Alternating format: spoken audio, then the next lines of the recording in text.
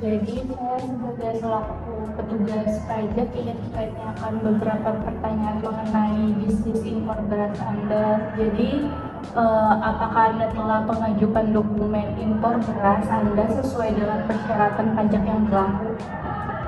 Ya, saya melakukannya dengan mentaati perlakuan perpajakan yang berlaku secara up to date. Lalu bagaimana Anda menentukan nilai impor untuk beras yang diimpor? Saya menentukan nilai impor beras setelah menambahkan 5% keuntungan dan tarif pajak yang berlaku di PPh 22 subjek komoditi bahan pangan. Apa Anda memiliki dokumen atau bukti transaksi yang lengkap untuk setiap impor beras yang dilakukan? Ya, karena saya menekankan sebisa mungkin bukti transaksi dan dokumen harus ada agar saat diperlukan bisa saya pergunakan sebagai bukti. Bagaimana Anda menghitung dan membayar pajak impor untuk beras yang diimpor? Saya mempercayakan pada staf pajak yang ada di perusahaan saya dengan mengikuti perkembangan aturan KMK dan Direktorat Jenderal Pajak. Apa Anda memiliki dokumen pengiriman dan penerimaan barang yang sesuai untuk setiap impor beras Anda?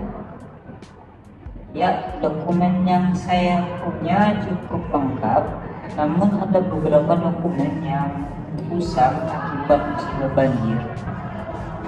Bagaimana Anda mengklasifikasikan jenis beras yang diimpor untuk keperluan perpajakan?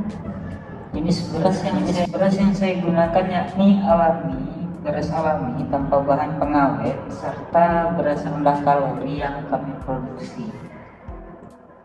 Jadi, apakah Anda memiliki izin impor yang diperlukan dari otoritas yang berwenang?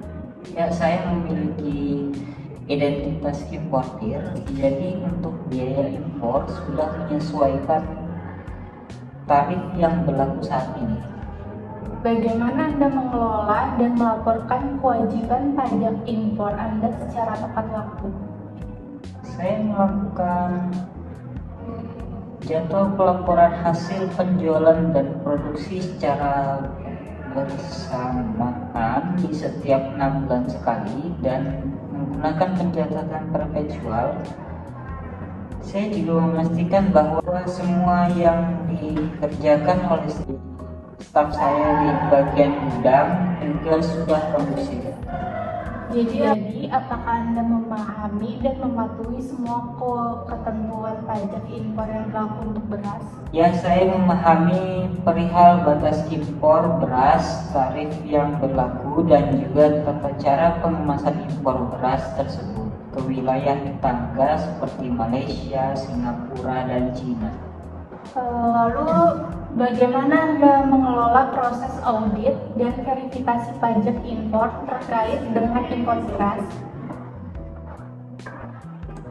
Saya menugaskan staf audit internal di perusahaan saya untuk mencarikan auditor eksternal dan konsultan pajak yang berkompetensi baik di bidangnya.